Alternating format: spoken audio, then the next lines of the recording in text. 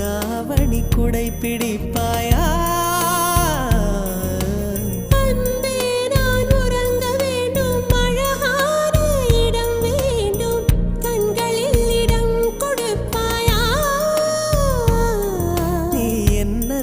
வந்து நெளிய நான் உன் மனதில் சென்று ஒளிய நீ உன் மனதில் என் உருவம் கண்டுபிடிப்பாயா